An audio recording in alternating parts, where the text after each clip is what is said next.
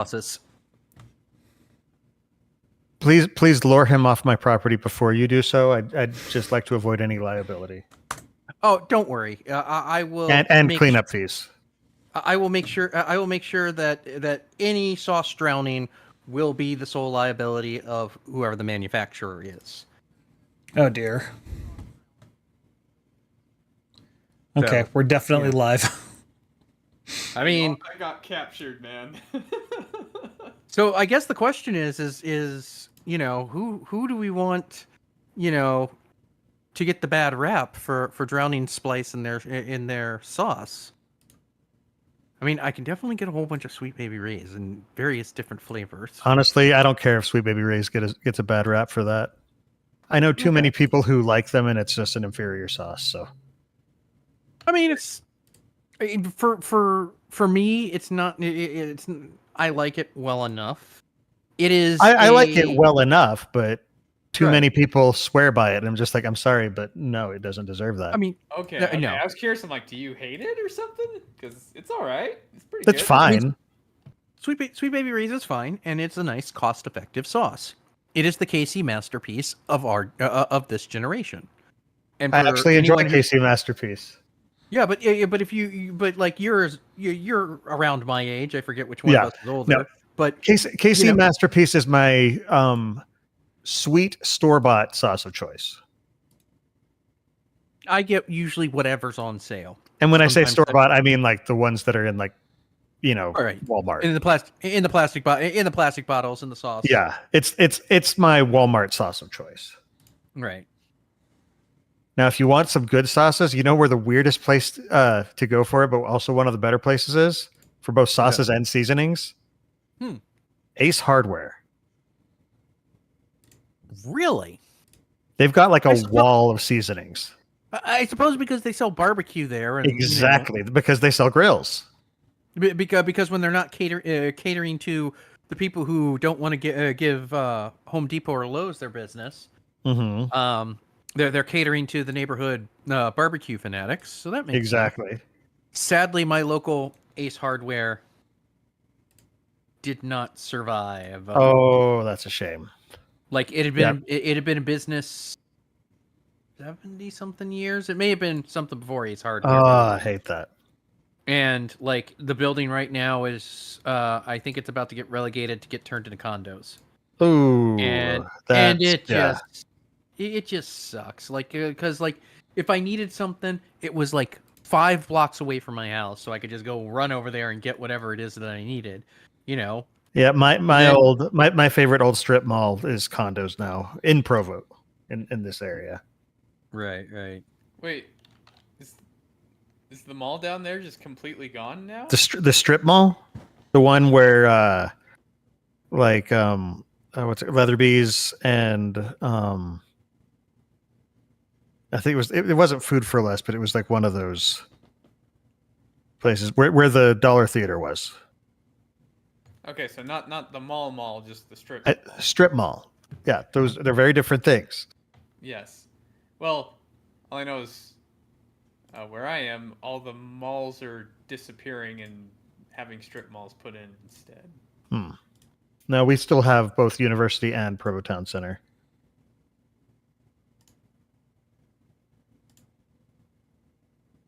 No, but Ace Hardware is like the only place in my area where I can get meat church seasonings. No, I will keep that in mind. Now I can get my favorite pulled pork seasoning at Walmart, which is nice. That's Killer Hogs, the BBQ rub. Sadly, I do not have a smoker or a grill, so everything that I do has to be done in an air fryer and an oven. So, I live on a balcony, and I tried having on the second floor, and I tried having a grill. I get it. And the wind would kick up, and it was just like, oh, something bad's gonna happen if this continues like this. Yeah, it's not. Oh, I get it. That wasn't me judging you. That was me mourning for you. Exactly. No, I get it. I would love to have like a little like I could probably do like an electric smoker or something like that. No, I'm excited. This weekend I've got the nephews and nieces coming, and we're doing the Hot Ones wing challenge again. Oh, right. So I'm gonna fill up the smoker with wings, and then there'll be tons of wings, and then I've got the series of 10 hot sauces. Oh, you got the full. Oh, I All ordered their current season of sauces, so Right on. I did the same thing last year. So I've got my fridge right now is packed with hot sauce. So much hot sauce. And I do even have Da Bomb, which is basically just pain in a bottle. So I Yes. heard. I do not understand these people, Splice All included. right, I think I sound a lot quieter than you guys. Turning. You do sound a lot quieter than. Yeah.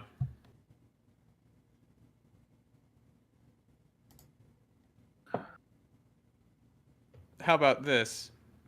It's a little better. How close is your mouth to the mic? Thumb to pinky length. Okay. That's fine. I'd do a little bit closer if you could, but Okay, how about this? better. You can't hear the fan on my computer? I don't hear Nope. anything. I don't hear a fan. Okay. All right. Well, I am ready to go now. Sorry for the delay, guys. No forgiveness. All right. Well, here I go, getting us started. Baggins, you'll want to be in the watch together today with the sound on since we're doing the commercial stuff. Okay. I need a link to that. Yeah. It's in the watch. What is this splice room? It's the permalink. Okay. All right. Getting us started.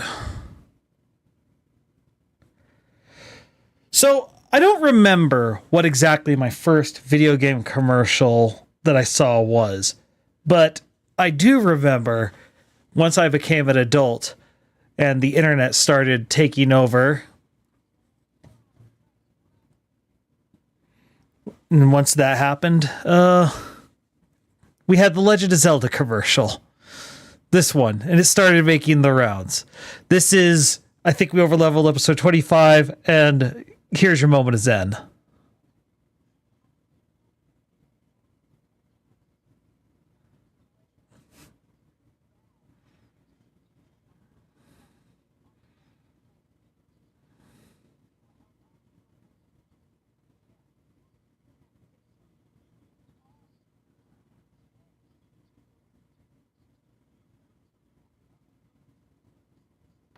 I don't think the sound was playing on the stream. Oh, good. That wasn't just me. I thought it was just. You sure? Because it was I playing. figured I'd check. I unmuted the tab to make sure. I heard it. I did not.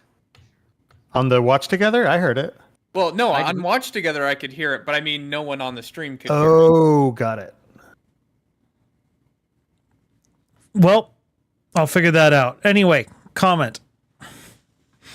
I mean, that was the Legend of Zelda rap. I'm assuming. One Yep. of the most iconic of all of them. It's just not good.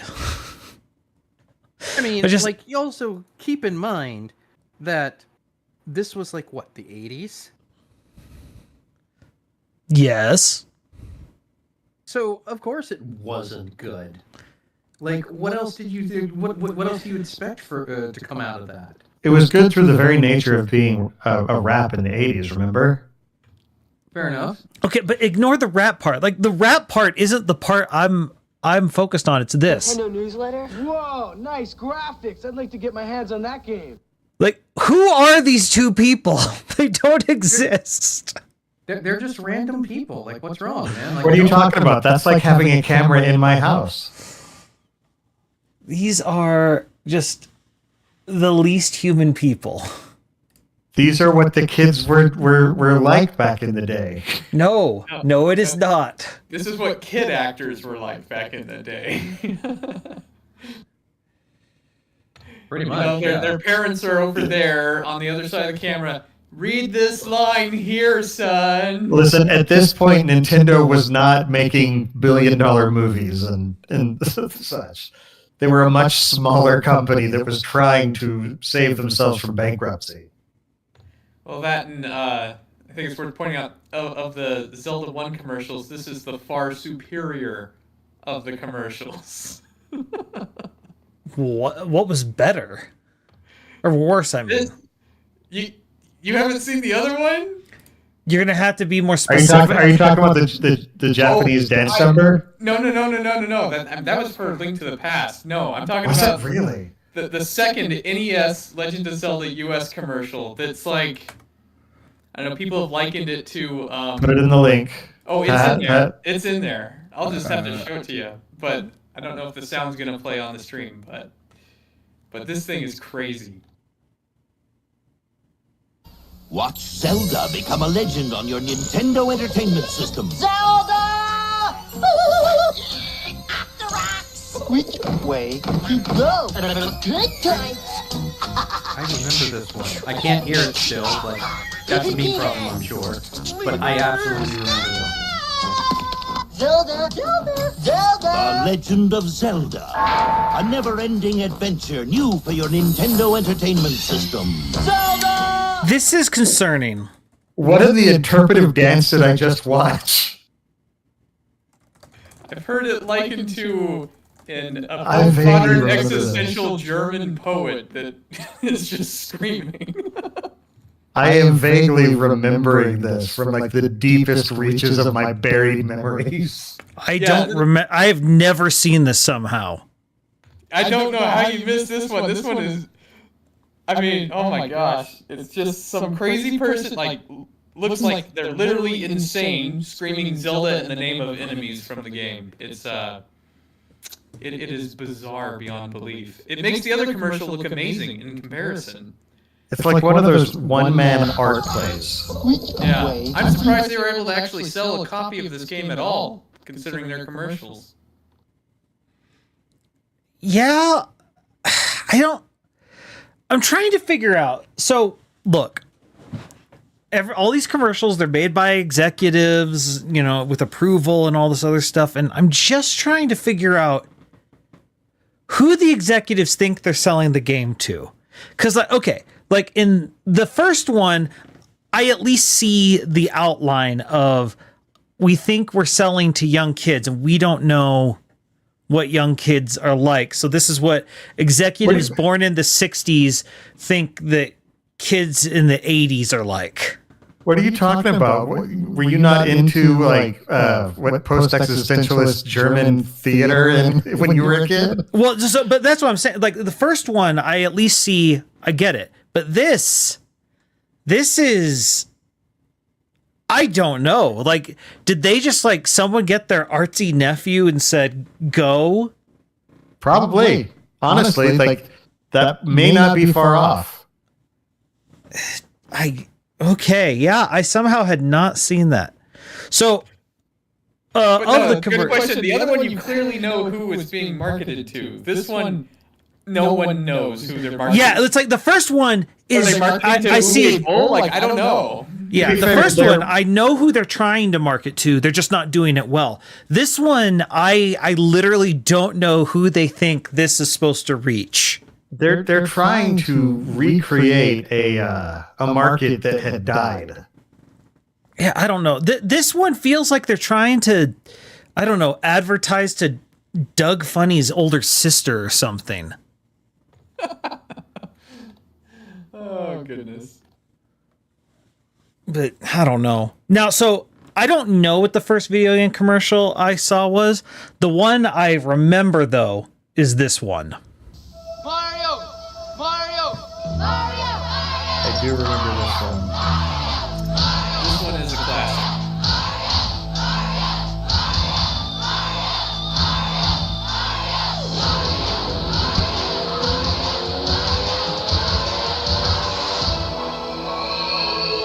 He's back.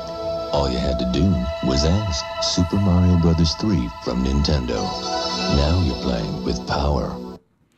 Yeah, I just remember specifically, like, as it zoomed out, I thought there really were, like, that many kids. And I was like, how? Because I was, like, 4 when this came out. Like, that's too big. How did they do that? And how are the kids standing in the lakes? Yeah.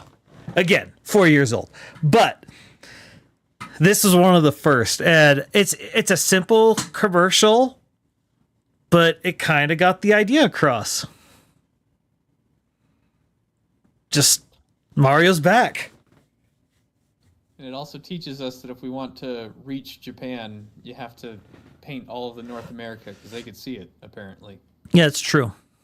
Now, the other one that I remember from my childhood was this one. And I thought this was so cool because of the animation. Fresh from the sewer. And into your Nintendo Entertainment System comes Ultra's version Like the of Ninja Teenage Turtles Mutant Ninja interacting Turtles. with Now actual you can take control of objects. these heroes in a half shell as they nunchuck, swim, and bazooka blast their way through sewers and streets, ridding the world of rival robots, wretched ruffians, and the evil Foot Clan forever. Teenage Mutant Ninja Turtles. They're out of the sewers and available where Ultra games are sold. Ultra games are sold. Fresh from the But like just that, like that's actually a pretty smooth transition there. With the cartoon interacting with obviously it's a model, but what looks real life. It's only a model. Yeah, it's pretty neat. I thought so. But no, the like this like the game isn't good, but I understand like this one's hitting all the marks of who are you advertising to? You're advertising to kids who like Teenage Mutant Ninja Turtles. So we're going to use the actual animation style that we're leaning into. We're going to have everything feel Ninja Turtle-y. The Mario one, they don't bother showing gameplay at all, but they don't need to because the whole thing is just we're trying to get you this idea that Mario's back. These two make sense. Those first two Legend of Zelda commercials do not. Now, what would be the first commercial you remember for video games? The first commercial? Mm-hmm. Probably the earliest that I remember was the one for the Nintendo or what was it called? The Power Pack? The one with the power pad and the light gun and the other thing. It was like for the power pad. Okay. And I remember the special the special tagline was, "Now you're playing with power. Body power." Got to find that one. So see if we can get it. That's what about the earliest one? Yeah. What about you, Looney? That's the thing. I'm trying to think which ones I actually remember because when I think of them, they're ones that I've watched on YouTube as an adult, as opposed to trying to think of what's the first one I actually saw. I'm sure I saw some on TV, though part of me wants to say I was too busy playing games to see them on commercials on TV. But I was watching Saturday morning cartoons, so yeah, I saw Saturday morning all the cartoons, commercials. so I must have seen some. I think I found Baggins. Okay. Was it this one, Baggins? I think so. Where they enter the Terror Dome as if it was made by Tron. DDR eats your heart out. These kids look like it's his life or death. Dude, I had the power pad, and I probably looked just like that when I was he's not the one. I gotta find it. I had a friend who had one of those. And no, not it was a clever way of getting that kid to exercise. I probably did that when my brother was running. Like this kid banging on top of the television. This makes no sense. What are you talking about? This is the coach from Rocky. Come on, kid, you got this. Well, oh my goodness, that kid on the ground. I got it.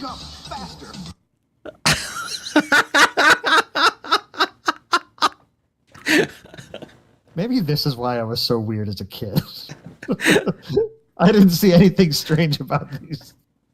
What is this kid doing? He's cheering his friends on. If you were a more supportive friend, maybe you'd understand this. It just makes no sense. It's so bizarre. I never really understood the power pad because you only used 2 of those buttons at a time. Yeah, that part I don't understand either.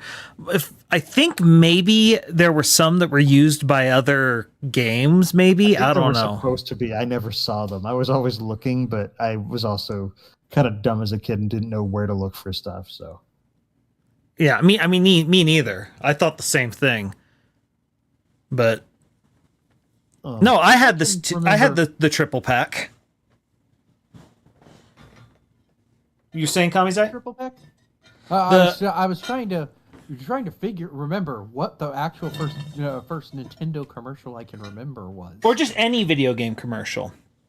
I mean, I came into knowing video games around the Nintendo time, and I seem to remember my earliest memory being of a commercial being the one for the actual Nintendo Entertainment System. And I think there was like Rob in it, and like it was okay, like sci-fi, like. But it's one of those things where I'm not sure, really. If actually, I think that's the one I just pulled up because I was trying to find. I think Duck Hunt was probably the first commercial I can possibly remember, and I think it's the same one that you're talking about. Let's see. We were talking about. Let's see if this is it. Zelda. When you get hold of the Nintendo Entertainment System, when you master Rob, the video robot, this is the one. And meet the talent I remember the of gleam in Dynamite. the eyes. If anyone ever wants to give me a gift, if you can get me a Rob, I'd appreciate When you it. play the system with so many arcade hits, you're playing with power. The Nintendo Entertainment System Deluxe set. Batteries not included. Super Mario Brothers and other games sold separately. I remember this. That's the other thing. Super Mario Brothers in commercials. Mario. Yep. I don't know if that's the first one I saw, but that's possibly. I don't really remember. The first one for the game, besides the Zelda rap, was probably the one that I just put at the bottom there, which is also, curiously enough, a Zelda related television commercial. Let's see. The Legend of Zelda continues. Defeat your enemies, save the kingdom. Oh, wow! 80s hair much? I can give magic. I cannot help you. Zelda! Use your sword. Find the crystals. Rescue the princess. Zelda! Zelda 2, The Adventure of Link, only from Nintendo.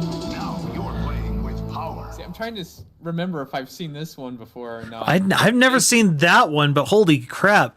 Patrick Swayze is Link. I'd do it. I remember that. That's pretty awesome. That one specifically because, like, I was all my first thought, like when at the end of the commercial where he's going up and like banging, I was like, man, I'd love a TV that size. See, I think you're not focusing on the video game on a TV that's bigger than me. What? And now you can. Yeah, I mean, like, it's really crazy. I mean, if you've got that, if you've got wall TV money, that is. Yeah. See, the first one that I think it's interesting that Zelda kind of stood out to all of us because the one that stuck in my mind was actually another Link to the Past one. It was the epic rock climbing one. Did y'all see that one? Yeah, I had it in the vaguely cool. remember it. Didn't you see that in movie theaters? I saw that in a movie theater. Oh, wow. Like, I don't remember what movie I was seeing. What year would that have been? 92. Might have been Mario. It might have been. It might have been when I saw. Yeah, I'm not sure. A quest few are prepared for, and fewer still survive. But perhaps now the power is within your grasp. It's the game that's already a legend. The Legend of Zelda, A Link to the Past, only on the Super Nintendo Entertainment System. Now you're playing with superpower. The thing that's great about that commercial is I saw a recruiting commercial for the Marines that was almost identical. Yes. I know the exact one you're talking about. Well, and I also love how he voice acted Link before Link had a voice and did it correctly. Yeah, wow. But yeah, no, that one's pretty epic. I think they did a really good job with this one, much better than the Zelda 1 commercials. But there was another one I saw. I can't remember if it was this one I saw in the movie. I think the one I saw in the movie theater actually had gameplay, and I remember just being like, "Whoa, this looks so good" compared to, and so. Well, now I'm curious. Which one it was. Did any of you see this one live? We are Nintendo Ultimate TV Game System. We challenge all players. You cannot beat us. Aim your zapper gun. You cannot beat us. Even with your robot partner. You cannot beat us. Saw 1 million. You cannot beat us. Discover new worlds. You cannot beat us. We are Nintendo. We challenge all players. You cannot beat us. If that had come on in my home, my mom would have thrown the TV away. Yeah. I don't remember it, and I can see why it probably did not last long. Yeah, it makes it look horrifying to play the Nintendo. Well, yeah, but I mean, it's a commercial for Nintendo Hard, which was a thing back then for sure. But but they didn't know it was a thing back then. That was just video games back then. Yeah. Well, that's because they built Nintendo games based on the way they'd done arcade games, and arcade games were made to suck your quarters. Yeah, very different experience that you need for in-home entertainment. But no, I just remember seeing this commercial. I think it was Nostalgia Critic who had the first time I saw this, and it's just, first of all, it's that weird I'm gonna eat your face. Yeah, no, what was the music video by that had the really boxy graphics? Oh, you're talking about Money for Nothing? Yeah. Or, wait, is it? By Dire Straits? Yeah. I don't know if it's by Dire Straits. Anyway, it's Money for Nothing. It's that era of computer graphics where you can count the polygons on your fingers and toes. But I just wanted to know who said, because that was not cheap back then. So this was an expensive commercial for them to make, and they made a horror film. I mean, wouldn't you? No. Why not? All right. Who added the Super Mario Bros. 2 to the list? That would be me, because that was the commercial. I'll let the commercial. Mario is back. Super Mario's back. Where no one has ever been. He's taking on enemies no one else dares. This time Mario pops up power wherever he goes, so he's bigger and badder than ever before. You've never seen creatures like these. You've never had an adventure like this. It's everything you've dreamed of and worlds more. It's Super Mario 2, only from Nintendo. Now you're playing with power. These commercials are making me feel better because my cousin made fun of me for saying Mario, and now I know why.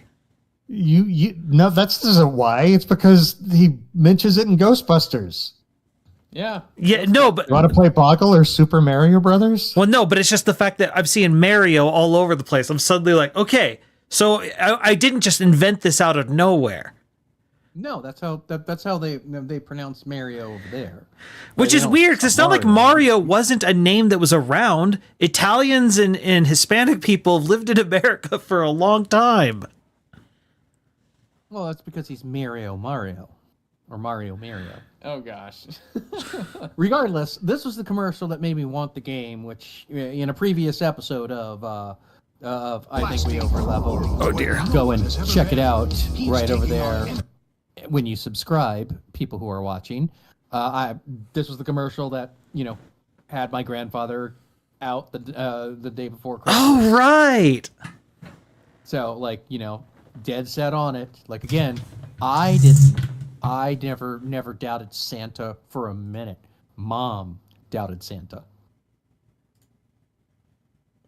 Man, this one's actually pretty impressive. As far as they're trying to recreate that Mario 2 feel, going into the farm and having the vegetables glowing with power. I've never seen this one. This one's pretty good. Commercial, yeah. This one's fantastic. Good job on the marketing. Oh yeah, This person needs a promotion, unlike the other guys that need fired. Yeah. Unlike Zelda rap people. Yeah, well, especially the Zelda screaming poet one. That's still just haunting. I'm gonna click on it again. But I mean, like, Watch So, Zelda but they- become a legend on your Nintendo Entertainment System. Zelda! so we're doing this again. Yes. Which way? I want to compare and contrast.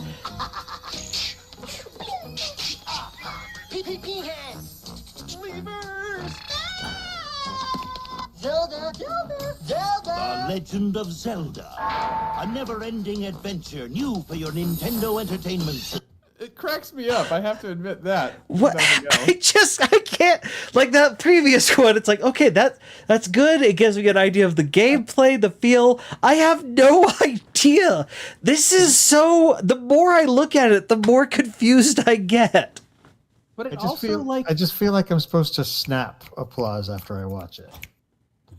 but it also like there's like a theme of like the Legend of Zelda. You have like somebody yelling Zelda throughout the commercial, because there's like that one for the Link's Adventure or whatever Zelda 2 True. which is Adventure of Link. the Adventure of Still, Link. that commercial was awesome because it had like, a Conan the Barbarian lookalike running through a dungeon with a sword. I mean, come on, that's way cooler than whatever that was. I mean, you don't know that. You don't know what was going on in the 80s. Like, I'd be interested actually to know who they were marketing this towards. Like, Yeah. were they marketing it towards the kids that were my age? Because when Nintendo came out, I was like, Well, that one, and maybe they were trying to get 8? beatniks from the 60s to play. Like, the game. who? I mean, I guess like when you're looking at at when Nintendo was going in, and I don't know this for anything because I've done no research on this at all. Like, is this commercial like towards the kids? Did they think that like kids or maybe tweens or teenagers thought this would be funny or cool?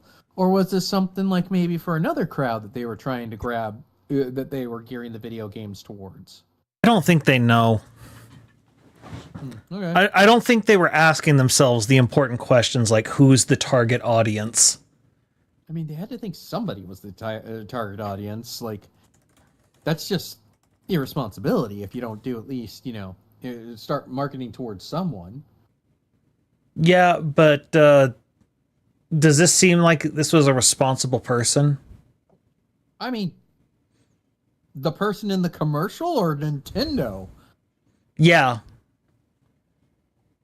Both. I mean, the person in the commercial, no, but like Nintendo, they obviously were gearing that to someone. Just What year who did this though? commercial come out in? That I don't know. All right, I want to pull up this one because this one, it's a very short commercial, but I think is another example of a good idea. Metroid, the power is Nintendo. Defend the planet Cephas against the evil Mother Brain. It's survival or destruction. To battle or die. Metroid only from Nintendo. I wonder. I've heard Zebes and I've heard the Zebus, but I've never heard Zebus. Yeah, like that was. It's like an old person trying not to take God's name in vain. Zebus. I half wonder if the people who did the commercial, who were tasked to marketing that, had played through the game and knew the twist at the end. Probably not. I mean, also that might have been why the twist was, such a big one. Yeah, well, and also I will say, at least for that commercial, they're showcasing the idea of the kid is inside, and that was always a big. That's a big player in these commercials. It's the idea of the kid feels like he's part of the game. Can I bring something up? No. They've been consistent with their voice actor. Yes. Yeah. With their narration. Who was that? I don't know. We got to find out. I'm Googling. Your Google foo is strong. I hope this doesn't jinx you.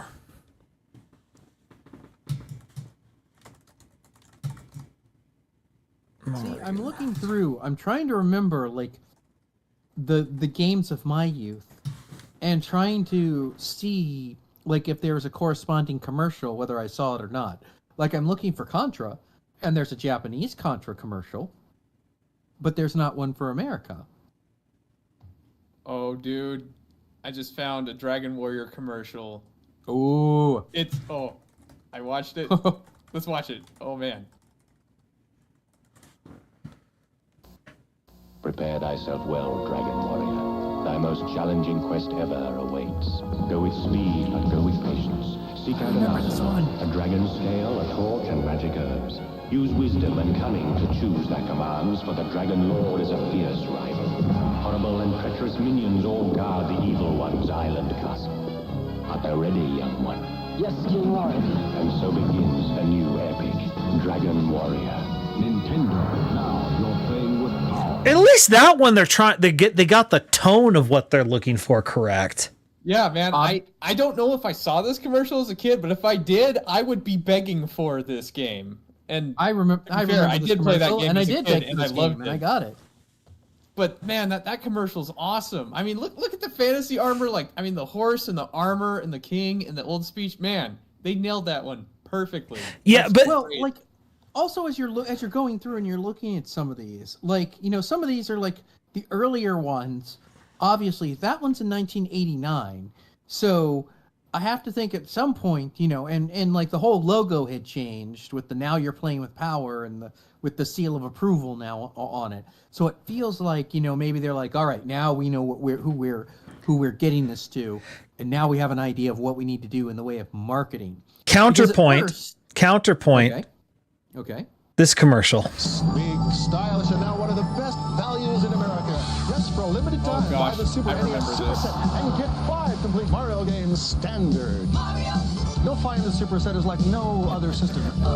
In performance, handling, and Mode 7 control, you'll get Super Mario World, and for $3.50 in postage, Super Mario All-Stars free with 4 Mario games in one.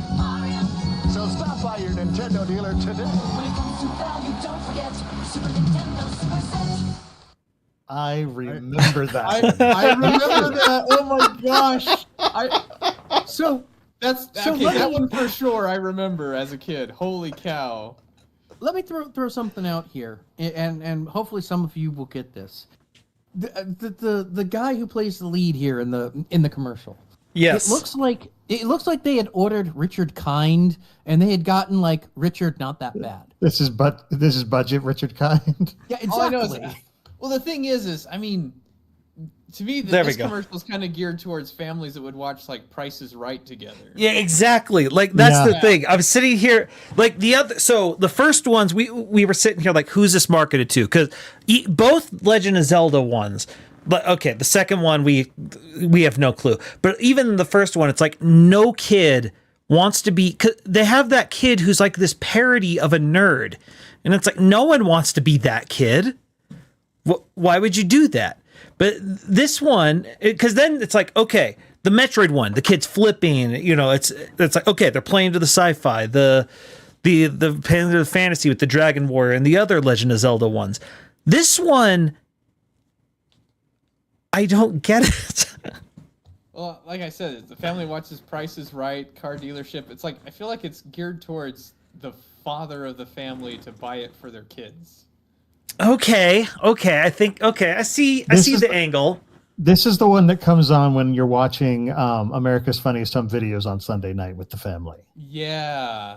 Like I said, it's during those family kind of game show or, Price is Right, America's Family Home Videos. I think that's when this commercial came on. I would love to interview anyone involved with this commercial. Like if like either him or one of the 3 like backup singers or whatever. Okay, now in a similar vein, and somebody else posted this video, so you probably already know, but this is speaking of main characters in the commercial. Just pay attention to this one. Oh, the one. Yeah, I was gonna bring that up. Yeah.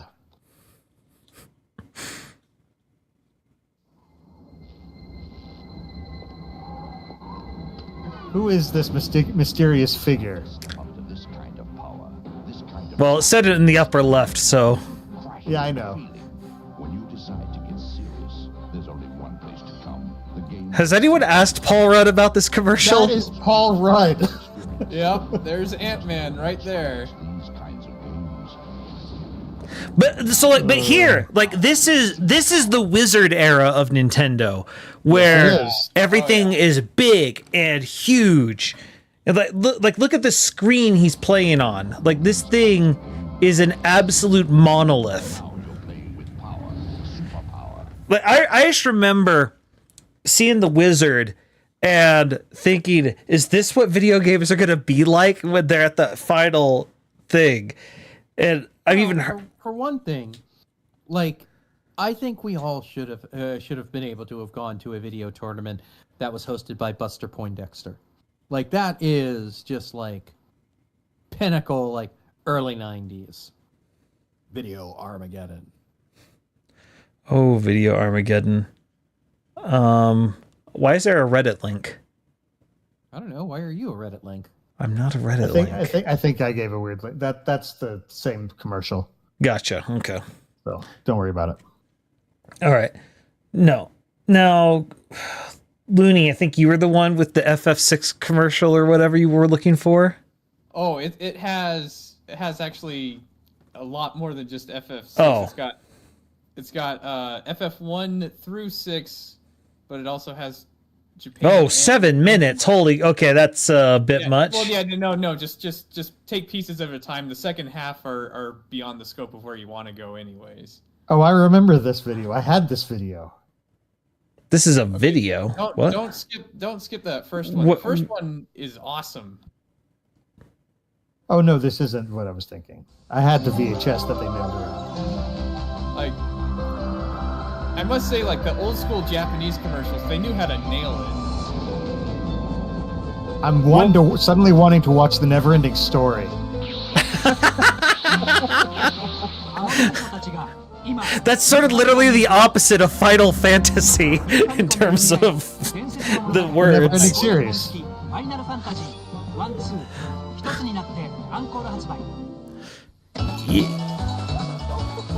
What is going on? This is the Final Fantasy IV Japan commercial.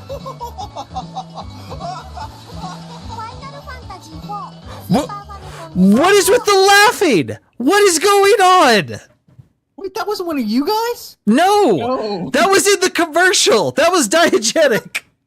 I thought that was Baggins. That was not me. I thought it was Kami first, and then I realized it was in the commercial. And now I know that ahead of time. It's like they have an ostrich running on the beach to be a chocobo and playing the chocobo theme. That's the commercial. Yeah, but why is someone laughing? That's the part I'm so confused by. Because they're amused. I don't understand the problem. Maybe the person filming it couldn't help himself. I don't know. So here's the thing. Here's the funny thing, though. Because I already loved Final Fantasy at the time, that commercial would have worked on me. Sure. Yeah. It absolutely would have worked on me. Because all I needed to know in my mindset at that time is there's another Final Fantasy coming. All I know is I'm looking at the Square logo and it has a very prominent triangle. That's funny. But I mean, yeah, any commercial for Final Fantasy 4/2, yeah, I'd buy. I mean, I did buy it. Goodness, I played that game to death. That was like my favorite game as a kid. Like I played it more than any other. I didn't even need a commercial for that one. I saw it at Blockbuster and I was like, I must have this. Well, the thing is it's not like I learned about my games through commercials. My commercials the advertisement that I cared about was the Nintendo Power. Like, let's be honest here. Yeah, but I mean, like, I had Nintendo.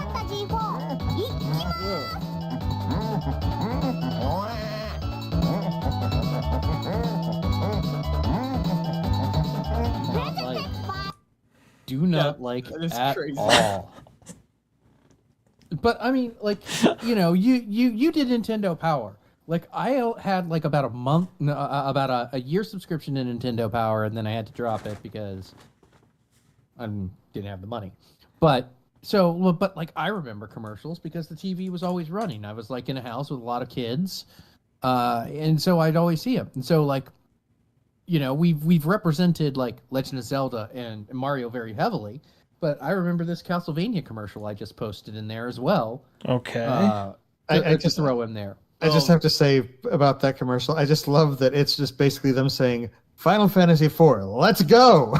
Yeah, well, and the next one is the U.S. commercial for Final Fantasy. Okay, let's do that first. Immediately more hardcore. Okay, this actually looks kind of cool. No, this is Final Fantasy 3, my bad. Oh. Is this still Japan then? Yes. Yeah, this didn't release in Yeah, this wouldn't be in America. Oh, that's right. Final Fantasy 3. Oh, that's a short one. Now, here we go. This is for it. Okay, Dad, I just want to finish this game. Oh, I remember this one too. I don't. Okay, Dad, I'm coming. Why am I craving Cinnamon Toast Crunch? The taste you can see. I'm almost at the end. What happened to summer? Final Fantasy. Yeah, Game Boy. It ain't over till it's over. Chill out, Dad. I'm sure I had a summer just like that. And then we've got over this one before. No, but seriously, like that commercial, I was just like, I that kid's a any punk. kid. Well, no, but it was the same style as any kid can see why Cinnamon Toast Crunch. Like, kids love the cinnamony taste of Cinnamon Toast Crunch. Yeah, though. I mean, I guess they kind of.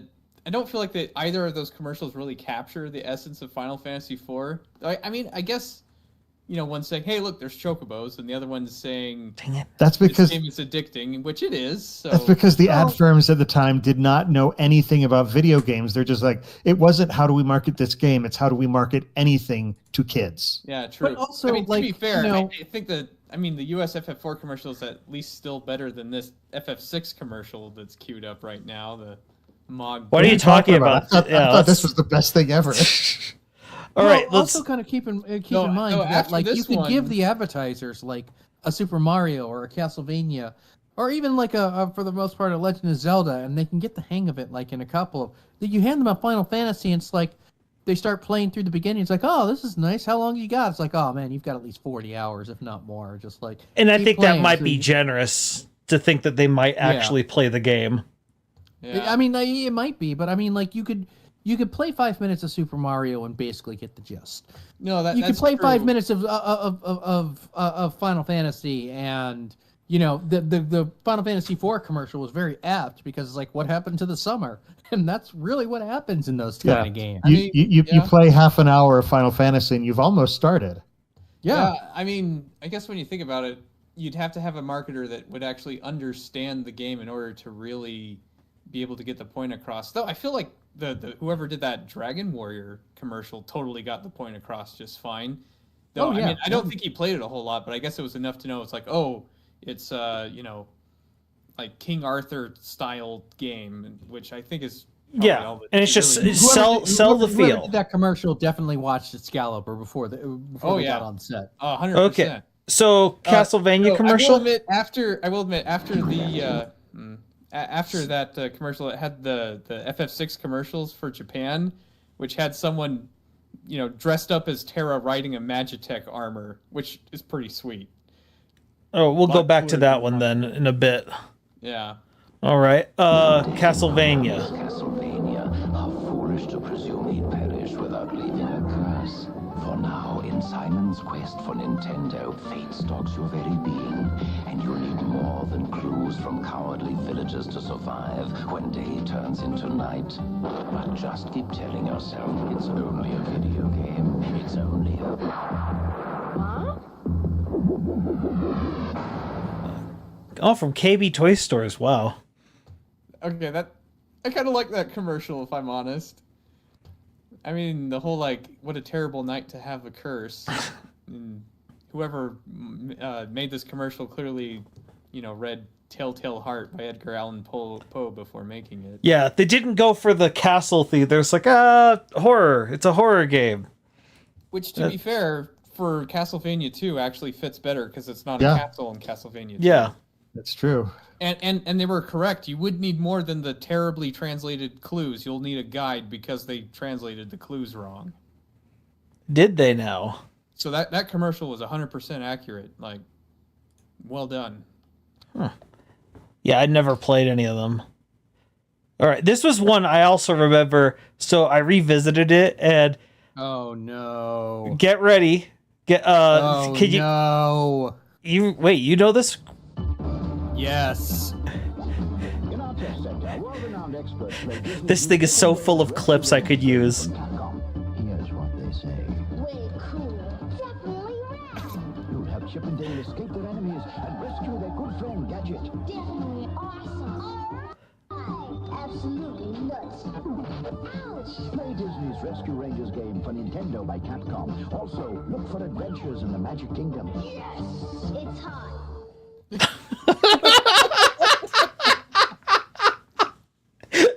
Place. I've already gone through the things that I was drinking. Like if you were gonna drop that, you needed to give me a warning so I could go get something else. It's hot. Oh God. And like the I want to queue up to the glasses. flip up glasses. Yeah. Let's see if I can find him. No, it's too far. See. Oh, there he is. There he is. Yeah. Yeah. I would also like to say they rescue their quote unquote good friend Gadget. Right. Oh, so 80s. Those flip up sunglasses on over your glasses. Oh man. yeah. It's like, hey, can we get Jaleel White? No, we can't. Okay, can we get younger kid to look like Jaleel White? Bro, with this flip is glasses? way before Jaleel White. You know, this is Kareem Hardison, I believe his name was. I don't know. He makes me think of. Did y'all ever see the show A Different World? Yeah, that's exactly who I'm thinking of. Yeah, Dwayne Wayne. Kareem Hardison is the name of the actor who played them. That's exactly who it is. Okay. Like that's exactly what that is, because that was like his signature little look. Is that he had those glasses with the flip up sun lenses. Yeah, the character's name was Dwayne Wayne, and yeah, he just like that was kind of his signature look. Huh. Okay then. Like I'll send Dwayne you. Cleophas Wayne, apparently. Yes. All Yeah, right. I just sent a link in the Discord chat. All right, Looney. Where in this video is Tara? Let's see. If you could cue it up. Oh wow, Cree Summer and Marissa Tomei were in a different world. I completely. Yes, Marissa Tomei was only in season 1, I think.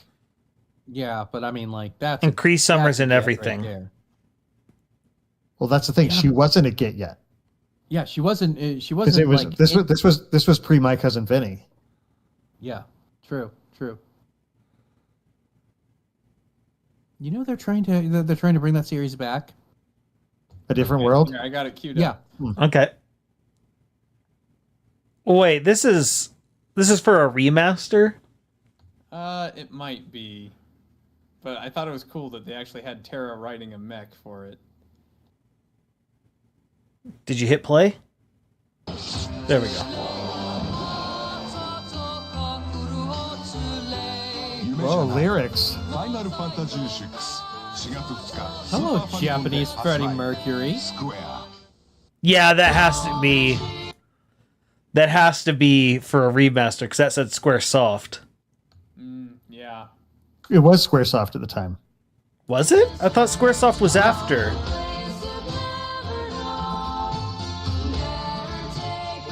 No, I think Square was. Final Fantasy VI Square.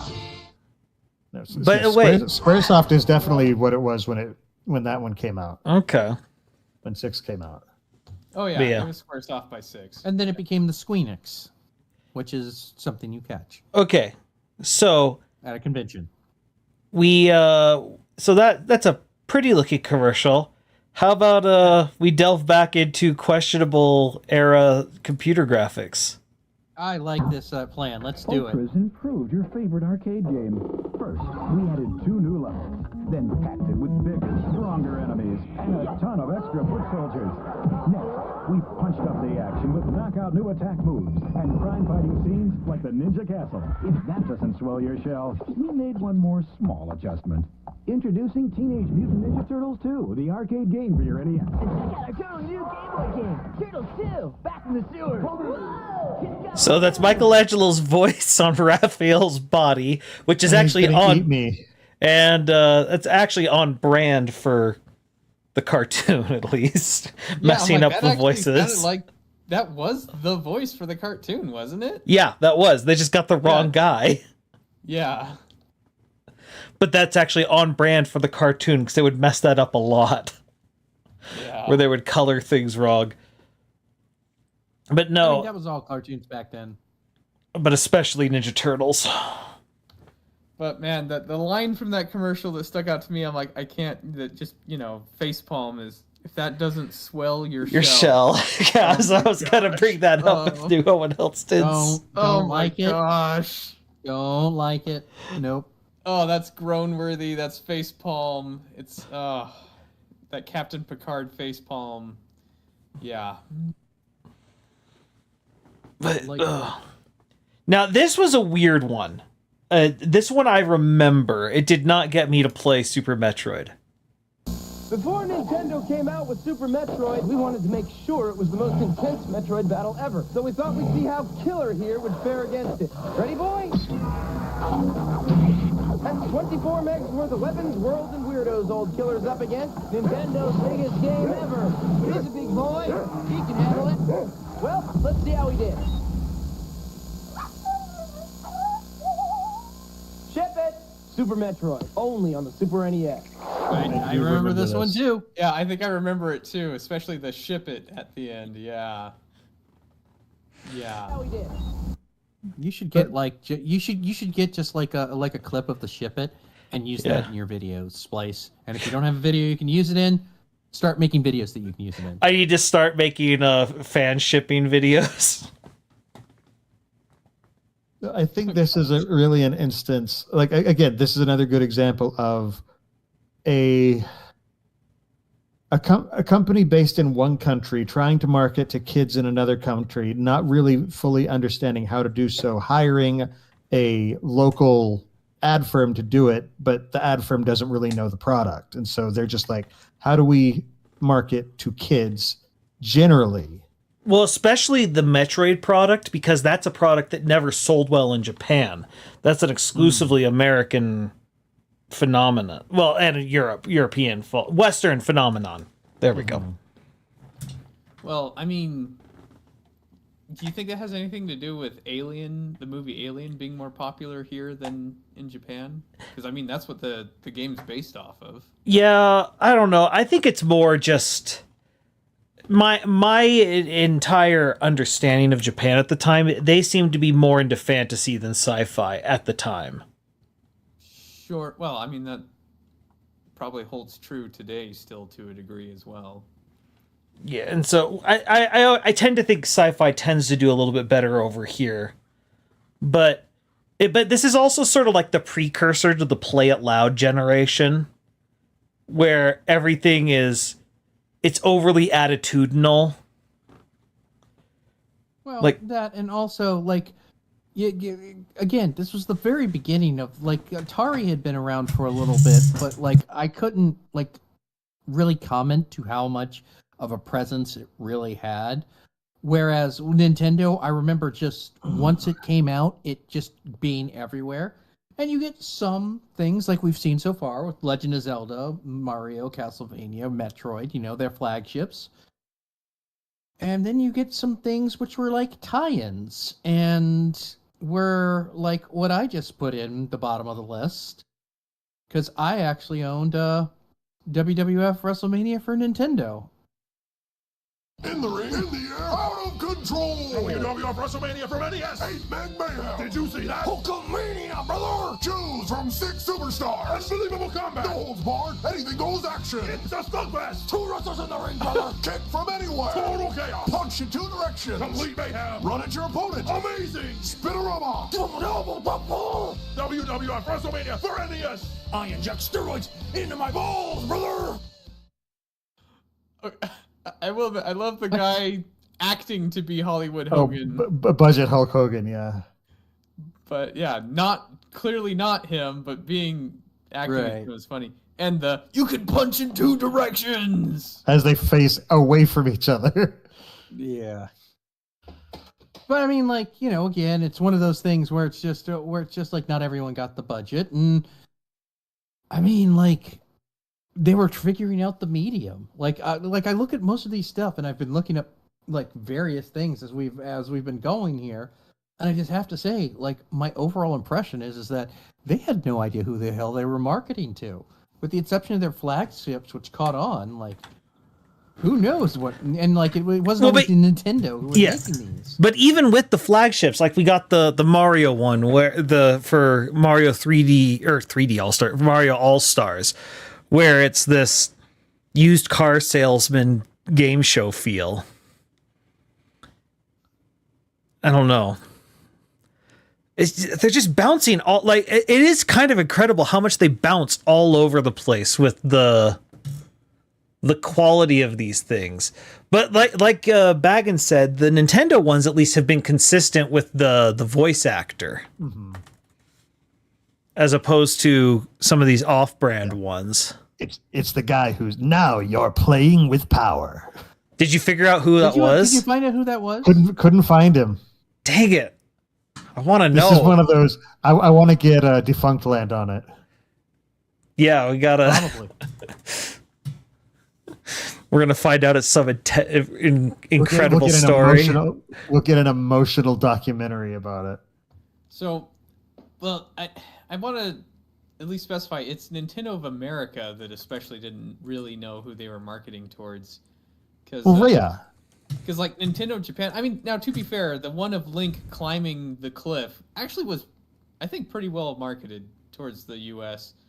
But the one thing the one issue with that one is it didn't really it didn't have any gameplay, and so it wasn't even necessarily clear at first that this is a commercial for a video game. Yeah, no, that's now if you're a kid at the time, you probably figured it out pretty quickly just by using the name Zelda.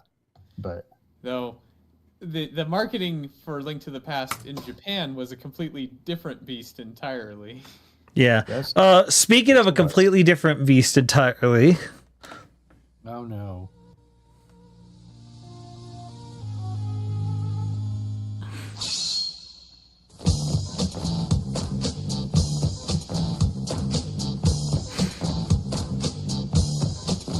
Japan, treating it with the dignity it deserves.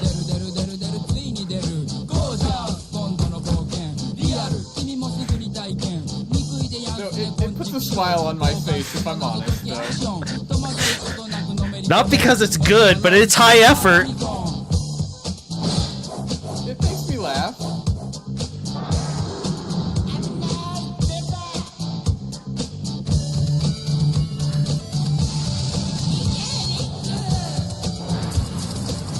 Quality remix right here.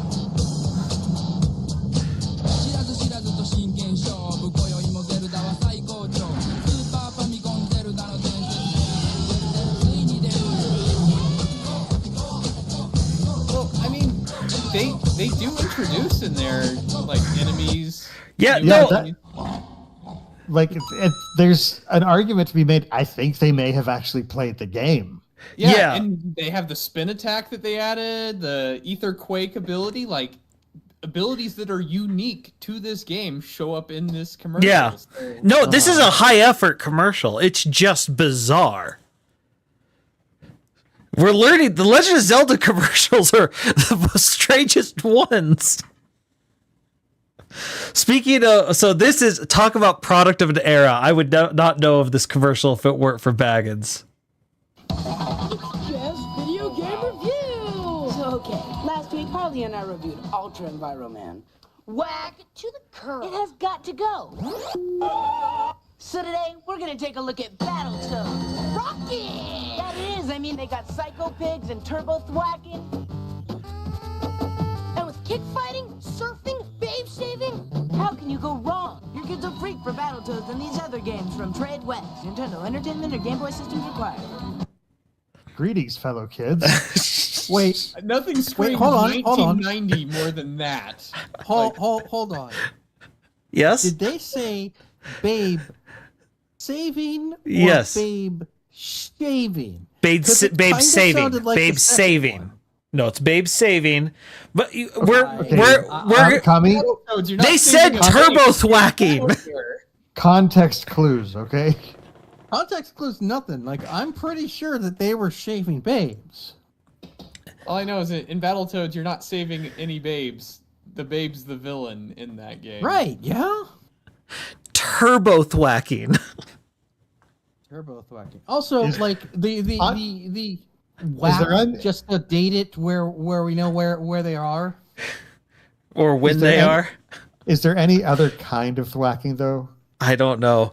But Well, I mean, this is Whack from Dragon Quest. I just love it's like, yeah, Bill and Ted is popular, right? Oh, Oh, yeah. yeah, That's totally absolutely going what for that it. says. Although he's somehow got the what's his name? Oh my gosh, Timberlake. Justin Timberlake haircut. Oh. Oh, yeah. Okay. Well, I mean, he was rocking that on the Which Mickey is- Mouse Club in the 90s, so that Fair feels enough. like Okay, that I was going to say he's got it like 10 years before NSYNC was a thing, but All right, who I mean, put like, who put Tiny Toon Adventures in here? That would have been me. I was looking for that one because I remember that one because is this that would've- Buster Busts Out or? Nope, this is just the Tiny Toon Adventures commercial because there was a For the Tiny Toons separate one for NES. Okay. I see. don't remember much of it. I don't remember I remember had one it for a from NES. weekend, but We're tiny, we're toony, we're all a little loony, and now this cartoony is a game for NES. There's action, adventure, and not to mention danger. Montana Max is not too bad, you've got to set her free. Each toon has a talent he can use that's really neat. Bucky rides, teases spins, and Burlo has his feet. It's wild, it's wacky, just try to get a knack. It's Tiny Toon Adventures for the NES. It's from Konami, yes. Is that actually Tress McNeil and? Seems like it. I think those I are mean, the it sounds- actual voice actors. it sounds like it. That's well done. Like that is spot on. And if it's not, that's an impressive impression. Yeah, I mean the fact that was like watching the opening to the show, like that was perfect. Well done. What? It's perfectly in character as well. It's in character. It's hitting the right audience. Well done. Yeah, I'm impressed. That is good. Okay, can I go for something that's just more video game adjacent? Okay. Okay, I'm gonna play. Yes. Yes. Oh, wait, hold So on, it's, hold on. because there were all sorts of I do next. Okay, remember I mean, this like, one. yeah, that feels fair.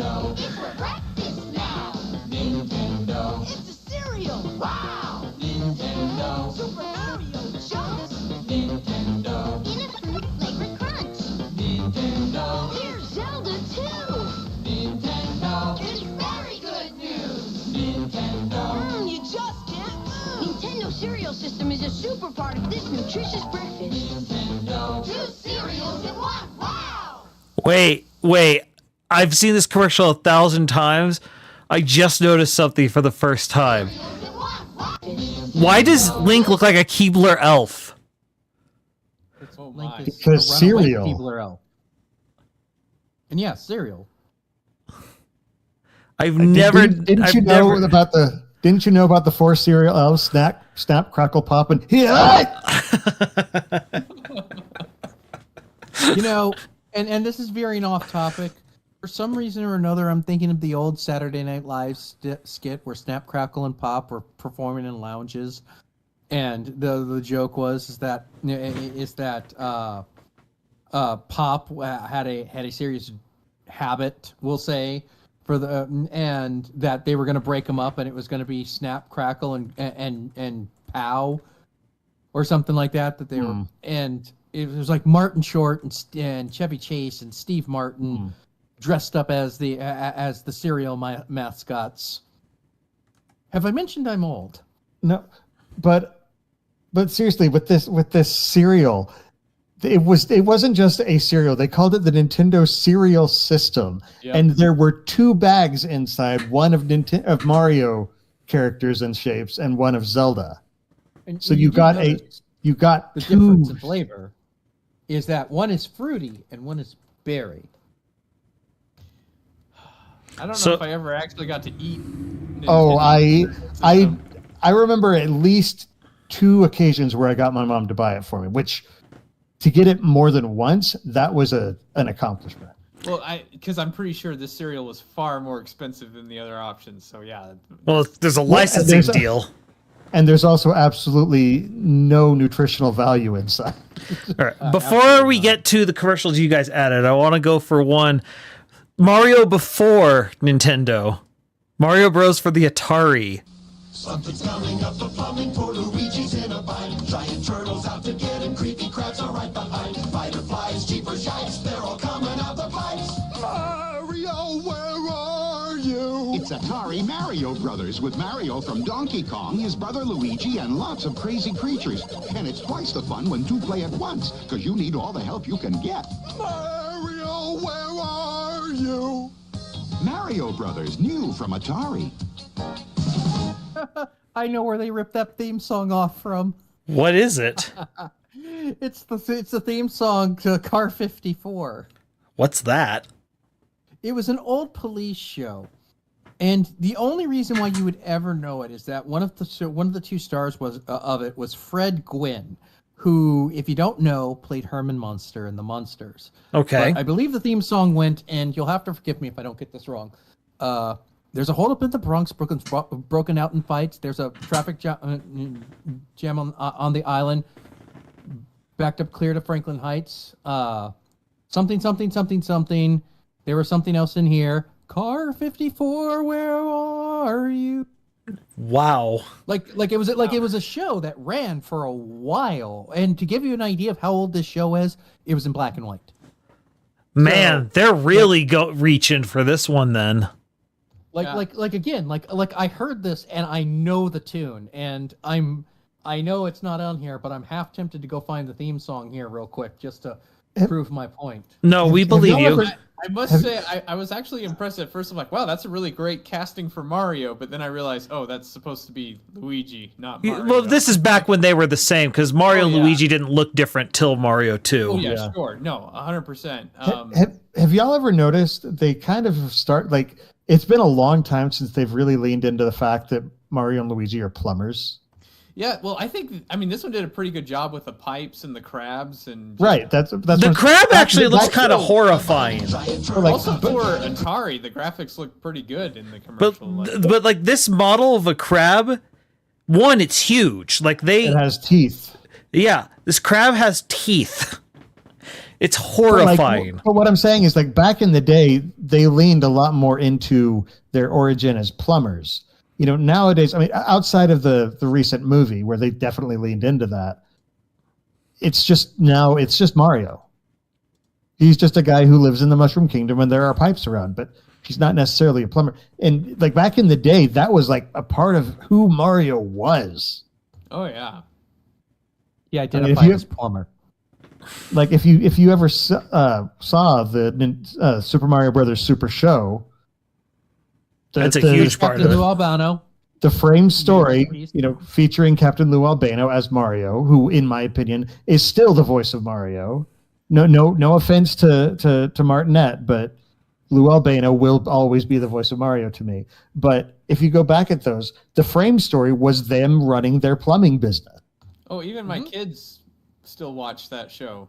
Mm-hmm. Mario Bros. Super the Show. original movie, it was all about their plumbing business. But in the games now, it's just he's Mario, and he's always lived in the Mushroom Kingdom, kind of.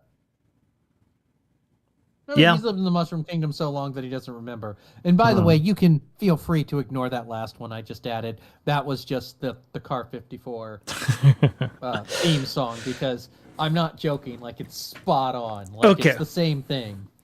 Well, there's been a part of this era of commercials that we've been avoiding. Genesis does. 16-bit arcade graphics. You can't do this on Nintendo. Genesis does. 16-bit sports action. You can't do this on Nintendo. Genesis Does. Genesis Does. Genesis Does. Genesis Does. Genesis does. Get Joe Montana free, Pat Riley free, Buster Douglas free, Super Monaco GP free, or Collins free. What Nintendo don't? Buy a 16-bit Genesis system between now and October 31st and get an extra game. Sega came out swinging. I mean, why they had to? Like, Nintendo was the big, it was the big bad then. It's just the fact that they so. Then again, I guess this is also like the era of like the cola wars and stuff, and so calling out your competition wasn't atypical for that era. It's just it just doesn't feel like this feels like something that fans the do Cola nowadays. Wars was like Coke and Pepsi didn't acknowledge Oh, that Cola. each other existed. Yeah, they did.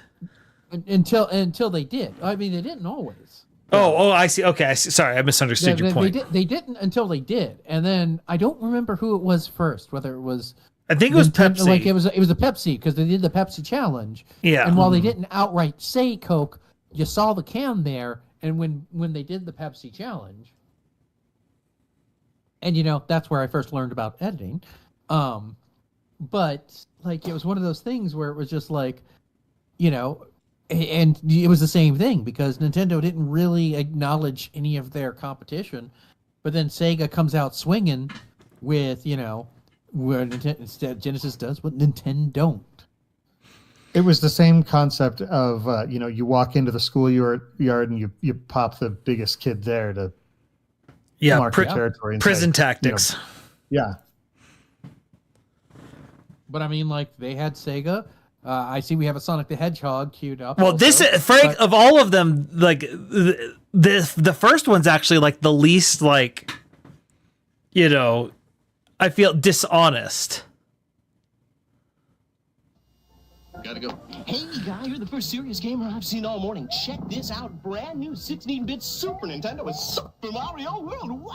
Oh, what's this one? Oh, this is a Sonic the Hedgehog from Sega Genesis. Hey, look at these radical colors, huh? Wow, Sonic's fast, too. No, over here. I like Genesis, and it costs a lot less. But kid, that game I'll take Sonic and Genesis. I knew that. Sonic the Hedgehog. More action, more speed. Sega Genesis. The thing that shocks me is like you literally hear the Mario music in it. You do. Yeah, I'm surprised they're able to get away with a commercial like that and not get like copyright claimed. They didn't have YouTube content ID back then. Yes, it wasn't content ID, but I mean, like, they still could have sued over, hey, you're using my content in your commercial. I'm trying to think. I'm obviously I'm no lawyer, but I don't. I just sure they could have taken swings, but I mean, like when you do something like that, like I would imagine the problem with doing something like that is like, all right, you featured our product and taking a swing at us, now we get to return fire, and so then it just turns into mutually assured destruction, because like the moment you pull that move, they can come swinging at you for the same in the same way. Yeah.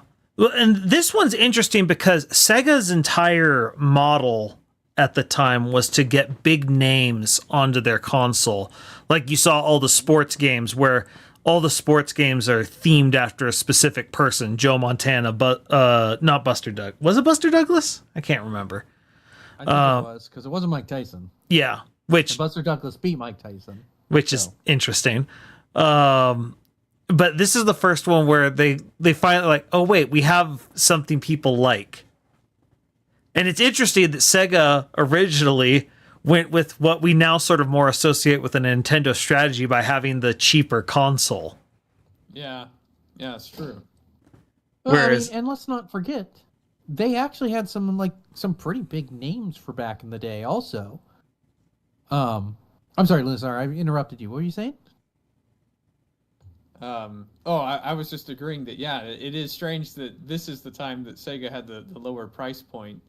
Also, I did see someone talking about this commercial and saying like, "Oh, Sonic's faster," but someone's like, if you actually measure pixel per pixel, Mario running and Sonic running, they're actually running at the same speed. But I guess that sounds like a game theory thing. But I guess though Sonic has the springs and to make him roll and go faster while he's rolled. So he also runs up walls. Yeah.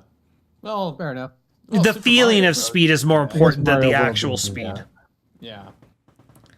But it's Mario's a platformer. Sonic is meant to be all about moving fast, and it's interesting because they're showing the original Sonic. And what's interesting, if you go through, the actual number of stages where you can just go fast are pretty limited in the first one because they were worried about, a game constantly moving that fast, if that would be too much. And so they had the slower levels after that. I can actually tell you that's why that was actually why I ended up with a Super Nintendo rather than a Genesis, because being a child that was very epileptic, that went into some of the thought process of my mom was like, well, we got to be careful for like fast moving swirling colors because he may have a seizure. Interesting. So okay, especially the bonus stage, marked against them. Okay, I mean, like not to give too much, but that was like a big deal. Like I was very young and I was on medicine for a good while. Like I went to Disney World and there were certain rides that I was not allowed to go on. Not because they were too scary, but because they were flashing lights and mom didn't want me to have a medical emergency in the middle of Disney World. No. Granted, she couldn't have signed up for Disney Plus back then, so it's not like it could have been mitigated to in court that she had already signed a waiver to go to arbitration, but still, I imagine your child having to agreements. Yes, this was. Yes, for those watching, there were no end-user license agreement in these days. None. Did not exist. But to get back to my point was that that Sega also had their own big names, because I remember one of the big things on the Sega Genesis being the commercial I added there, which is Michael Jackson's Moonwalker. Yes. Michael.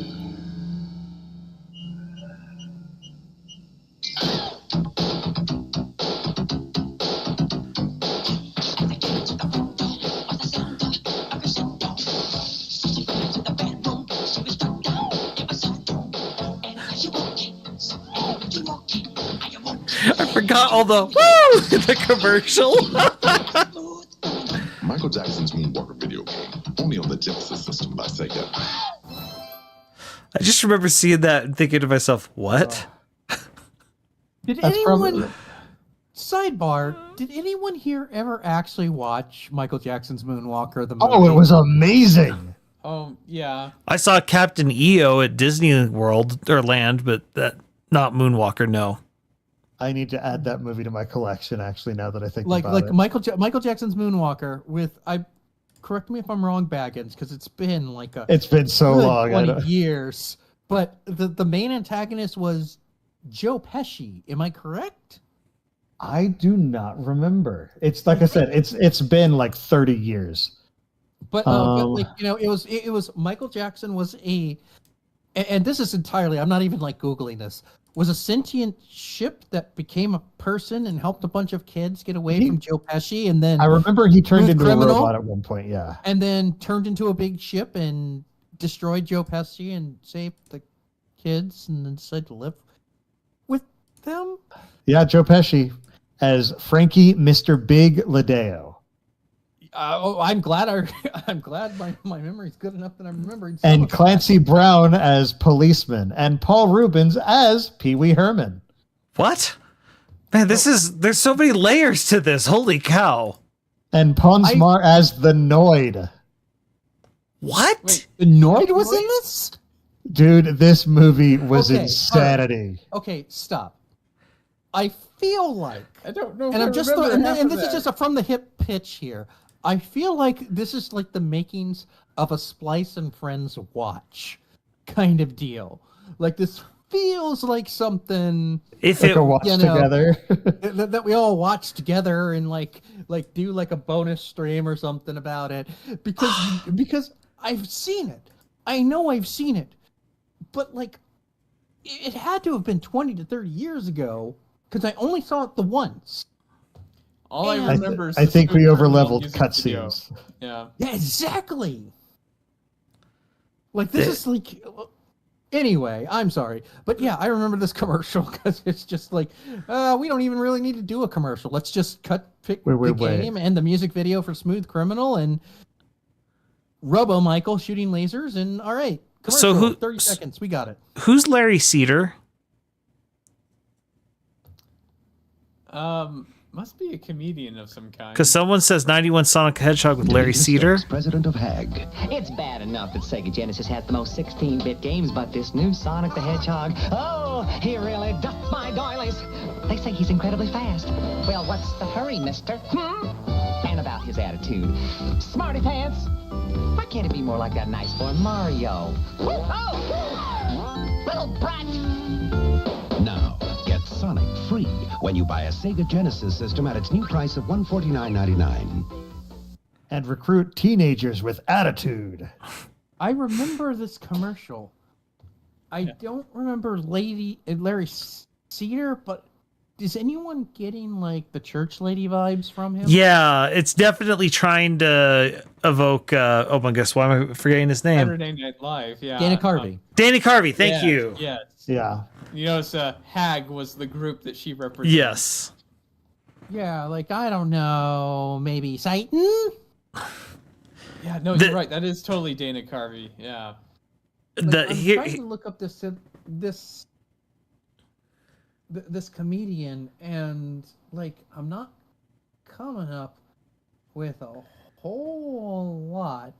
I mean, he's worked one episode in a lot of series, a whole lot. Okay. But this is of all these additional voices in Son of the Mask. Oh, that's not a good sign. He was Vermin Man in Constantine. Huh. He was Radar Tech in Justice League during the Thanagarian invasion. Oh wow, big role. Yeah. Okay. Let's see. Blast processing. Okay, hold on. Before I was gonna say so. Kami's that your mom was afraid of blast processing having too many flashes, but what about no worries about Nintendo's Mode 7? But well, here's the thing. Sega Genesis. I don't think she knew enough about Mode 7 for it. Sure. And like it was one of those things where, you know, if you go and you look at like the demos and you see the stuff, like the Sega was very bright and like they had to be because they had to be shinier and they had to get every advantage they had over Nintendo, who was already the juggernaut at that point. And you know, and you see the difference because early Genesis does what Nintendo don't when they're comparing the Genesis to the NES.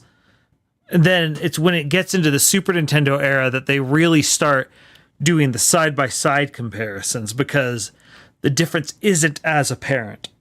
Yep, so now it's Mode 7 versus blast processing. Yeah, okay. What the? As blast there we go. Processing. Is someone else clicking this? Super Nintendo doesn't. So what's blast processing do?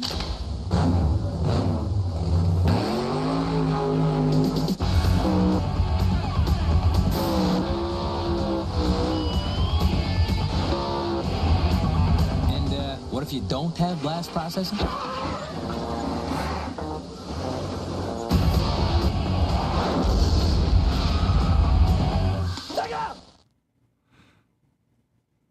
And you notice they didn't make any actual claims. Yes.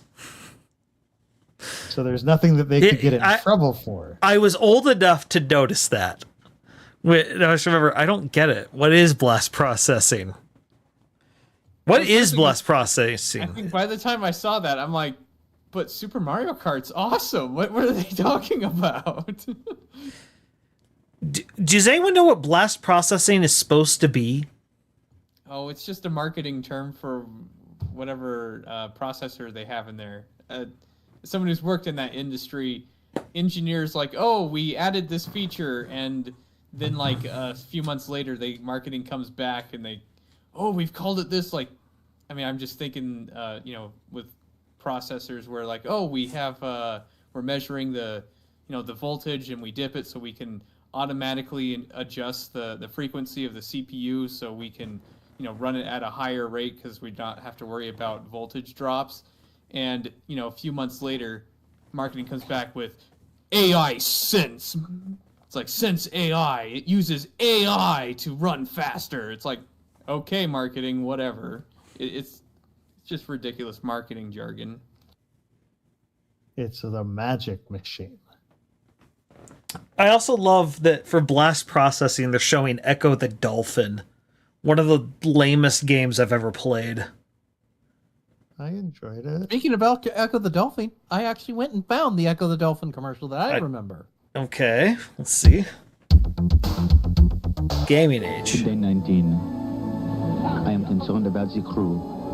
After all, Echo the Dolphin is not just a game, it is an adventure. The graphics are surreal. They don't want to go into the sea anymore. 27 levels of danger, mystery, and beauty, all through the eyes of a dolphin. Simply brilliant. Thank goodness, my trusty skipper Pierre has no interest in this new game. What the fake French accent? Well, wasn't that supposed to be like? Wasn't there Jacques like Cousteau? Jacques Cousteau, yeah. Yeah. Like who was a famous But it's just that was a very, very bad French accent. I mean, it was, but I mean, what do you want here? Quality? I mean, look, Genesis does what Nintendo don't, and Nintendo don't do not quality. It's just, again, it's the same thing where it's I don't know who's the target audience there. Oh, are you kidding me? Like, the kids were into Jacques, man. I don't believe you.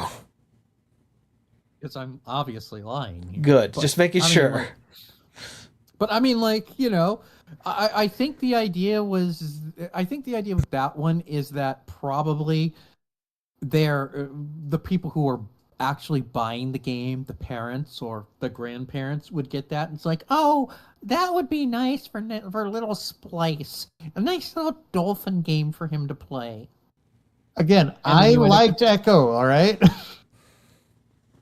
I've never played Echo, so I have no things. But like, again, like you can totally see like an adult seeing that commercial. And it's like, that looks like a fun game for a kid. Yes, I think they will buy that, and I will be a hero in their eyes. I guess that is sort of a part of marketing of video games, especially in this era where, because like marketing now is way different because you're not marketing to kids, you're marketing to all ages. But back then, video games skew incredibly young. Well, to be fair, that's because Nintendo did that on purpose to save the video game industry. Yeah. They treated it as they didn't market this as a video game. They marketed this as a toy. Yeah, an entertainment system, if you would. Because video games before that had been marketed as their own thing as video games, and then the whole market crashed, and they kind of were coming in after the crash, and they're just like, okay, these stores will not take this as a video game. We have to rebrand it as something. Yeah, but but this example is interesting because this is Sega after Nintendo's already proven the concept, and places and Sega's now kind of trying to break into that older, because Nintendo introduced it to this younger generation. That younger generation has now grown up a bit, and Sega's just like, okay, hey, now treat Nintendo like they're the kiddie toy, and we've got you here. Yeah, But at the same time, the other part to that is also, if you think about it, like it's not like now, where like, for example, and I'm sure Lunarsar can probably back me up on this. My best friend plays video games, and his daughter watches him and wants to play as well with him. So you're so it is in sense an entertainment system that is marketed to the whole family. But back in the day, this was, even though they would market it as an entertainment system, it's for the kids. And so you have to make commercials that look just cool enough that a parent would think that's probably what a kid would like, but recognize it enough that it's something that the parent would like, probably wouldn't mind having around or on in the background. So trying to get the adult in who's going to buy it, but also make it seem cool enough that the kid would want it. Oh. Excuse me. You're dying? Probably. I mean, not today, but eventually. Of course, the ironic thing is, I think that that makes sense. But what's ironic in the case of Echo the Dolphin is that game gets real dark real fast. That's fair. No, it's just it's interesting just because I don't ever think about the idea of you're trying to market it to the parents, not to the kids, because those are different strategies. Well, the parents are the one who have the money. Yeah. Well, so you tend to see with most Saturday morning cartoon things, what they do is they just try to get the kids excited for it, and then the kid's going to be the one begging for it. And so they're the ones trying to make the pitch to the parent. Whereas these style commercials are more assuming the parent is watching with the kid somehow, in some way, shape, or form. Which, I don't know, that's sometimes true, but judging by my own parents, I don't know, I tend to think they don't tend to watch as much as I think they do. Mm-hmm. I don't know. Which is fair. But I mean, like, again, like, you know, back then, and maybe, you know, I'm a microcosm, but I didn't play video games with anyone but people my own age. Whereas now, I've been over at my best friend's house, and little Gojira will be like, Uncle Chris, yo, what's up? Pull out your phone and play the Fortress Saga game. Okay. Or play the anime game, which is Genshin Impact. All right, I'll pull that up and play it around. And, you know, she'll sit there and she'll watch play and, you know, tell me what to do. Where it's an experience, and like she's learning from her dad and from me and from her mom. You know, I'm sure it's also the same thing with Lunasar and Lizzie, that, you know, your kids are probably learning from you gaming, and it's an actual family experience. But I can't say that was the same thing for me. Like I was the gamer in my house. So no, not exactly. Kids are too backseat gaming. It drives me nuts. I can't handle it. I need my magic circle to play a game. Well, see, I'm the cool uncle, so I can slide in, and I don't mind like a little backseat gaming because it makes her happy. And quite frankly, I would rather the backseat gaming than Uncle Chris. I want to fly, baby. You're 45 pounds. Like, that's not an easy feat for Uncle Chris, whose back is made of twine and bubble gum. But I want to fly. Okay, fine. Woo! I'm not getting out of bed tomorrow. That's fine. She's happy. Uncle Chris is a good uncle. Anyway. Sounds like it. All right, let's get these last few in here. Let's see. Let's go here first. Oh, no kidding. Luffy, a two-headed commercial. Okay. Capcom introduces Little Nemo, the Dream Master. We tapped into your deepest, darkest nightmares. Hold on, Eddie. I think we got something. This could be it. I'm getting snakes, wasps. Wow, look at this stuff. Big-lipped tadpoles. This kid's turned himself into a killer bee. These kids are strange. Who dreamed up something so weird? You did. This one's riding a purple lizard. Holy smoke! Little Nemo, the Dream Master, for Nintendo by Capcom. You're gonna to make a game out of this? Okay, I think I remember that commercial too. I do. Being a kid. On some level, like not exactly that, but you know. But this is another one where I'm trying to decide if they marketed this well or not. Because, I mean, there was the movie that came out around that time as a kid. That based on a old comic strip. Yeah, that's the thing. It's from a 50s comic, so it's like there are people alive that would know this, but they're not people playing video games. So the only thing they could really pull from would be the movie that came out around that time in the 80s. So I don't know. That's a tough one to market, really, when I think about it. Well, but I think you could have done better than your guys are going to try and make a game out of this. Because it sounds so negative. Yeah, fair enough. I feel like I know that comedian, but I can't get a good enough look at him in that video to figure out who it is. Okay, let's see this. Yeah, I don't know. It seems so negative. I just don't. It's sort of like I saw what was just added.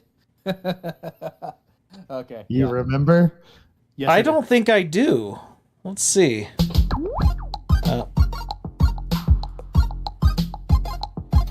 Sorry, guys, we got to find these videos somewhere. So yep. A lot of people are getting some.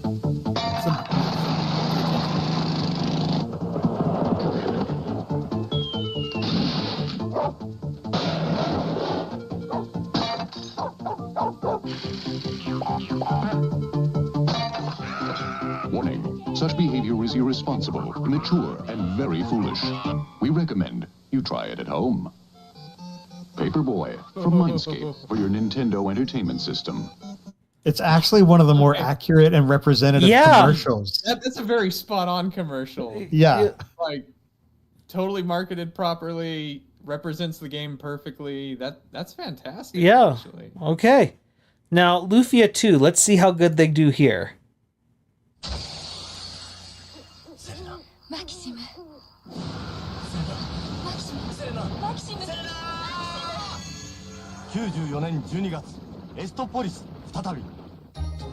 I think that's a miss. What just happened? Okay, so I got like very Inuyasha Kagome.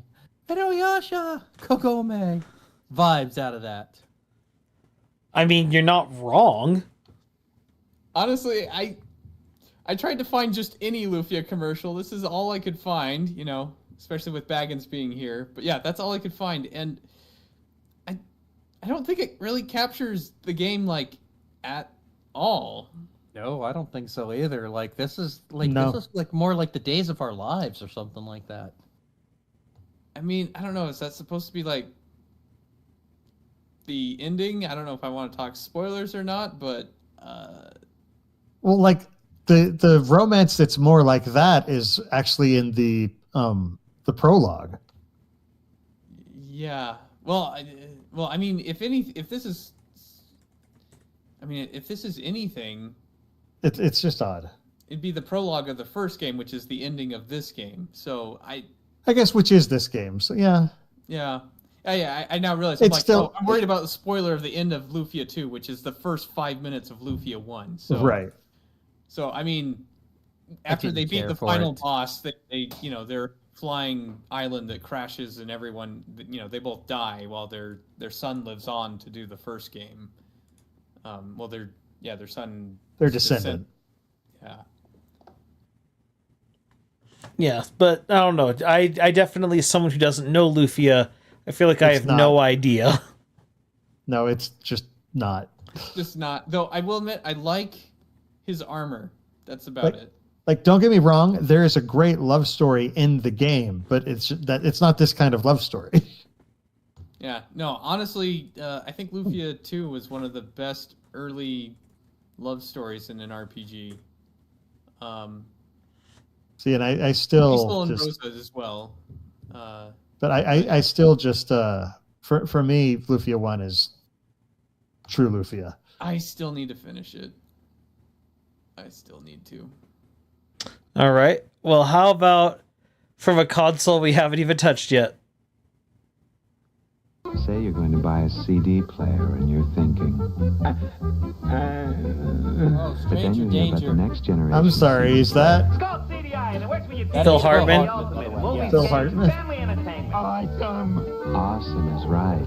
Awesome sound, awesome pictures, awesome choices. CDI, fella friend. CDI, kid, huh? Now get into CDI, starting at $2.99 with $200 of free software. I'm not okay. Me neither. Yeah, so if I that thought is we were Phil friends. Hartman. It is Phil Hartman. That is definitely. There is no doubt that's Phil Hartman. Oh gosh, I miss Phil Hartman. There is only one Phil Hartman. He's the best. All right, I want to end tonight with one of the worst commercials I've ever seen for a video game product, and it's not a console. It's not a game.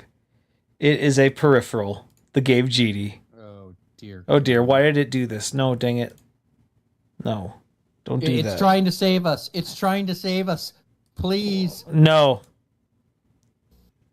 Game over? No way! Because we got Game Genie. We tell you when it's over. With Game Genie, I decide how many lives I get. I use it when I want to live forever. Play to the end and win. Maybe I want to start on level 15. No problemo. It makes cool games like Street Fighter 2 more exciting. Less frustrating. With Game Genie, it ain't over. So we say it's over. Excellent! Game Genie for NES, Super NES, Sega Genesis, and Game Boy. Codes from many popular games, each sold separately. I don't see the problem. That is classic Bill and Ted. Like That is 100% Bill and Ted. yeah, and I do remember You know that what it commercial. actually reminds me Actually, of? that's It Will and reminds me Fred. It reminds me of Chip and Pepper from Chip and Pepper's Cartoon Madness. What? No, that is definitely Will and Fred. You probably, for those of you who don't know who Chip and Pepper were identical twins. Oh, dang it. Sorry. Who did some kind of a show where they were surfers who were actually intergalactic bulldogs that took human form and would go out and like do like an out in the thing segments, and then they would like show things like Captain Caveman and Casper and stuff. It was weird. Yeah, it's interesting the cultural impact Bill and Ted had. Because this is the second commercial that sort of evokes that aesthetic. And I don't remember Bill and Ted being that culturally relevant growing up. Yet the references to it were everywhere. I mean, it was relevant enough to get a spin-off cartoon. Well, Rubik's Cube got that, so I don't know if we want to hold that up as a pillar of anything. And a sequel. But here's the thing about this commercial that bothers me so much. One, it's advertised as a way to make games easier, which I don't know. That just sounds lame. But more importantly, like this is clearly like evoking the Sonic aesthetic. Yet there's no such thing as like a level 15. That's not how Sonic levels are done. And even if there were, there's no level 15, that's for certain. And it just bothered me as a kid. My buddy had one, though. And it was kind of interesting to mess around with it, at the very least, just to see what it could do. Because we had no concept what the Game Genie was doing. I had no idea either. I was terrified to use one because I thought it would break my cartridges, you know? Yeah. Well, I mean, there was a risk of that on certain cartridges. And and people are saying like, "Oh, you can't sell a game if it's had a Game Genie used on it because it's ruined it." I mean, that was they use that even as far as today with the Nintendo Switches. Like if you get an off-brand Switch Cradle, they're like, "Oh yeah, this could you don't want to use the off-brand ones because they could tank your system." Yeah. Bro, what? No, I don't know. I just remember these commercials. This era is just like we've covered. It's very experimental. Nobody knows what they're doing. And on some level, you look at these things and you say to yourself, but why though? And at the other end, it's so much less corporate than a lot of the other, like a modern like game trailer that's gone through like 5 different departments. Yeah. There is a certain charm to this. But I think the real charm is going to be in the next generation when we tackle this again. When we get to the Play It Loud era. Because that's when the commercials start getting unhinged. Absolutely unhinged. But that is for a different stream. All right, let's wind down. Kamizite, do you have anything you'd like to promote? Yes, as a matter of fact, I do for right now. As you guys remember, last year my partner Kat was doing a contest, and she had to do like 30 chapters in 30 days because she came to the contest late. Well, she's not coming to the contest late this year, so she's got to start 4 months early. That's going to be very positive for her. Oh, yes, and it's only 20 chapters, and she has 4 months to do it, as opposed to 30 chapters in 30 days, which nearly killed her. But if you'd like to support my dear friend and partner, Kat, you can head over to Tapas and look up the series Entangled Enemies. She would very much appreciate it if you'd give it a subscribe, give it a like, read through the chapters, leave a comment. She works very hard in it last year, and she got pretty high. We're hoping that she will get pretty high now that she's getting more of a run up to it. So, your old pal Kami would very much appreciate you guys moseying in that direction and checking it out. All right, Ludasar. Yeah, I will promote Lizzie's stream, which is Lizzie Petrichor at Twitch, and she does shiny Pokemon hunting, and she recently got some of her bucket list Pokemon. I don't know if that's the word she uses, wish list or whatever, but yeah, she got one like super early and totally threw her for a loop. She thought it'd take the whole day to get it. But yeah, no, good vibes, good chill vibes. Chill Lizzie vibes. All right, and then Baggins. I'll promote the Sandersonian Institute of Cosmere Studies. If you're a big fan of Brandon Sanderson and his Cosmere books, you should definitely check us out. It's definitely loaded with spoilers, so be careful, especially moving forward. We're going to be discussing the preview chapters for the newest book in the Stormlight Archive, so be careful if you haven't read those, but otherwise definitely check us out. We also had one of our more popular episodes last week where we had Katie Payne, who's an artist who's helping. She's the art what's the word I'm looking for? Art director for the upcoming Cosmere tabletop RPG, which I am very, very much looking forward to and actually considering even running a campaign at some point. So we'll see. It was a really fun episode. It was a great episode. Yeah. And then you all can find me here on YouTube or on Twitch or Kick under the name Splicestream. I'm getting back into XCOM content for those who missed it. It's back. But yeah. Guess what, guys? Now I think we overleveled.